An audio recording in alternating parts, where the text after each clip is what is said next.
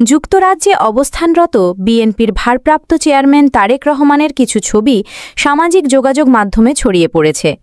Bus stoppage থেকে ছবিগুলো তোলা হয়েছে।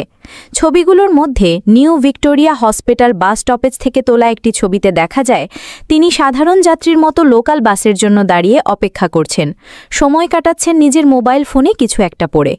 পেছনে স্পষ্ট লেখা রয়েছে বাসের গন্তব্য কিংস্টন, যার মাধ্যমে তার সাদাসিধী জীবনধারা ও সরল মনোভাবের প্রতিফলন ঘটেছে বলে মনে করছেন নেটিজেনরা।